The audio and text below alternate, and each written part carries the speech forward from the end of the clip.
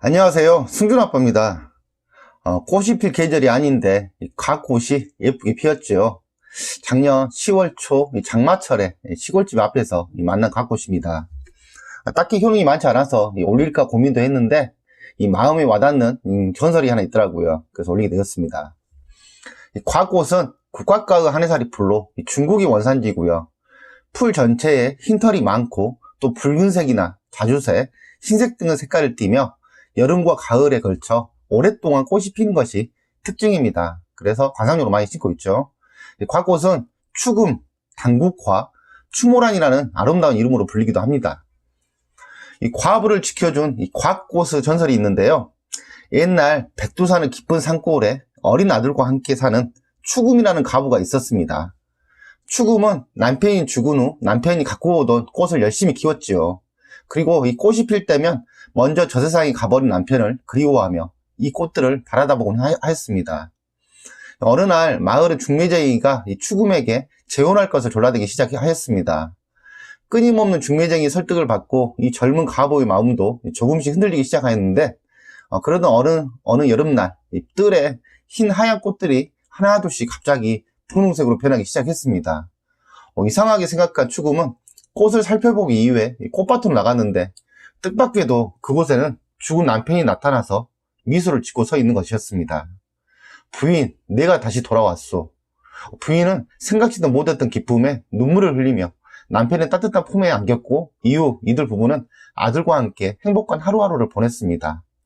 그러던 어느 해 급심한 가뭄이 들어 이 모든 풀과 나무가 말라 죽어갔고 농사를 지을 수 없게 된 사람들은 저마다 살 길을 찾아 고향을 떠나게 됐습니다.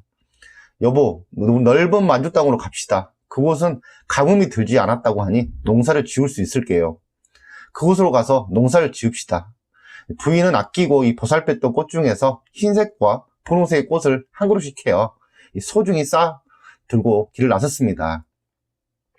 이들 부부가 이 만주 땅으로 가서 정착한 지도 10년이 지나 이 부인의 얼굴에는 이 주름살이 하나둘 생기기 시작했고 어린 아들도 이제는 어엿한 장정이 되어 곧 결혼도 시켜야 할 처지가 되었습니다.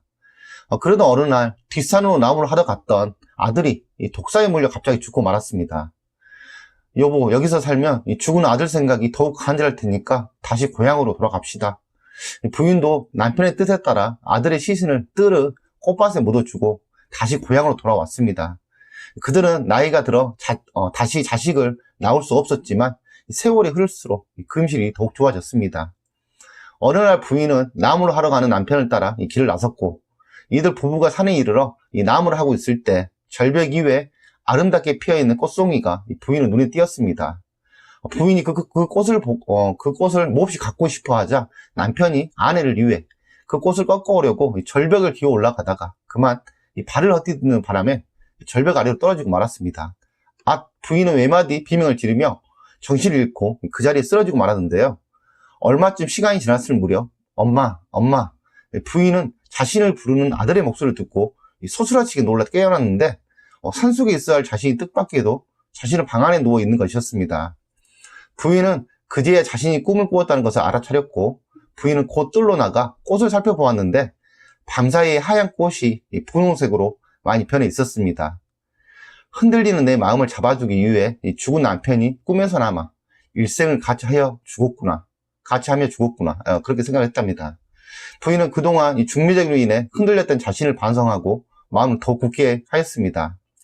죽은 부인은 아들을 훌륭하게 키워 문과시험에 응시시키기 위해 한양으로 보냈는데 얼마 후 만주지방의 오랑캐들이 쳐들어와 부인을 납치해갔고 오랑캐 두목은 죽은 부인을 첩으로 삼으려 했습니다.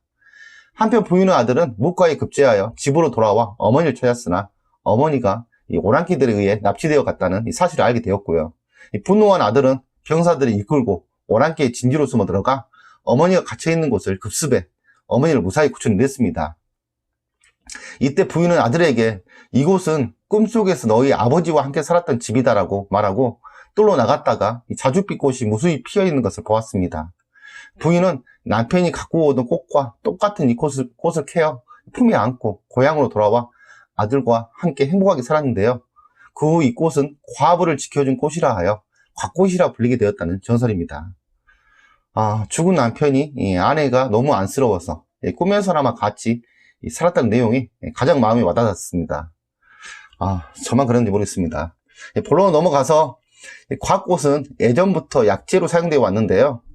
특히 두통을 없애고 머리를 맑게 하며 눈이 충혈되었거나 침침할 때 맑게 해주는 효과가 있으며 또 간의 기능을 향상시키고 피로회복에 탁월한 효능이 있습니다. 이상이에요. 사용법도 알아보겠습니다. 곽꽃은 꽃잎과 줄기를 약재로 사용하는데요. 말린 것을 기준으로 한 번에 2g에서 4g을 달여서 복용하고 외용제로 사용할 때는 짓지어서 붙이거나 바릅니다. 이 곽꽃은 주로 차로 마시는데요. 먼저 곽꽃을 채취해서 소금물에 담궈 살충을 합니다. 물기가 빠진 곽꽃을 초온에서 이 덕군과 식힘을 반복하여 말린 후 유리 용기에 조심히 담고 밀봉하여 통풍이 잘 되는 그늘진 곳에서 보관합니다. 이렇게 보관한 곽꽃을 찻잔에 꽃 한 송이를 넣고 뜨거운 물을 부어 우려 드시면 됩니다. 이 곽꽃을 말리면 잘 부서진다고 해요. 조심히 다뤄야 되겠죠. 주의사항도 알아보겠습니다. 곽꽃은 큰 부작용이 없으나 성질이 차갑기 때문에 열이 많은 분에게는 좋지만 몸이 차가운 분들은 소량을 드시는 것이 좋습니다. 이상 곽꽃 효능 알아보았습니다. 피곤하고 머리가 무거울 때 차로 한 잔 마시는 것도 참 좋겠어요. 저희는 더 좋은 정보로 다음 시간에 뵙도록 하겠습니다. 감사합니다.